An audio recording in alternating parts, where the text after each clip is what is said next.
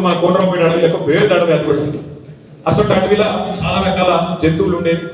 అక్కడ సింహం ఉండేది. సింహం ఆ అడవికి రాజు.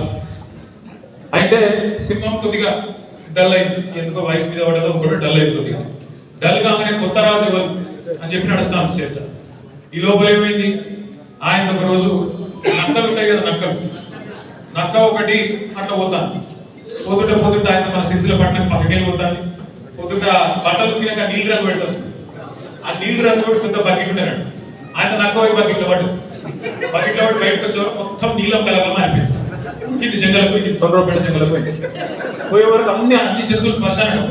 కొత్త జంతువు వచ్చింది, వర్గంకేళ్ళు వచ్చింది, యాడికేళ్ళు వచ్చింది. ఇది నాగమాగం అయినాక వాడు నక్క కథ అబ్బా ఇది కథ మంచిగా ఉంది, నేను కొత్త కనబడుతున్నా వీళ్ళందరికీ.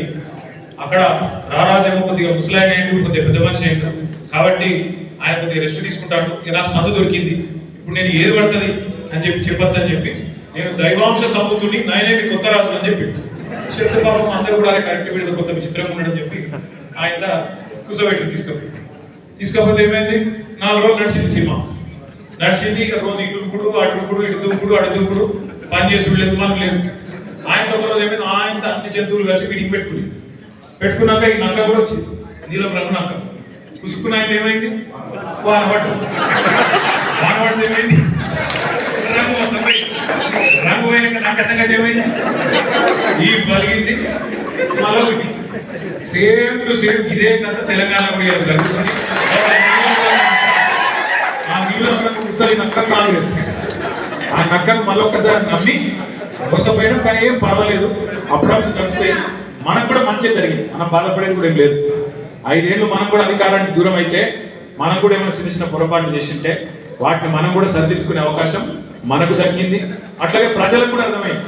ఎలక్షన్ల ముందు నేను ఒకటి విన్నా, ఆడాడ ఇంటుంటి నేను ఏమని కొంతమంది మాట్లాడుతున్నారు మనం రోడ్లకు పోతే, మేము కేసీఆర్ ఇంట్లోకి ఇస్తుండా అడలేదా, మరి ఇప్పుడు రేవంత్ రెడ్డి ఇండియా పొలమా మీద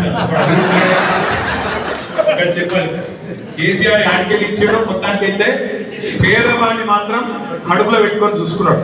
కరోనా లాంటి దిక్కుమాల పరిస్థితి వస్తే కూడా ఒక్కసారి కూడా మరి రైతుకు మాత్రం కష్టం కాకుండా నష్టం కాకుండా చూసుకున్న మాట వాస్తవమా కాదా ఒక్కసారి గట్టిగా సపోర్ట్లతో మన నాయకుడు కేసీఆర్ గారికి పట్ల చూసుకున్నాడు కేసీఆర్.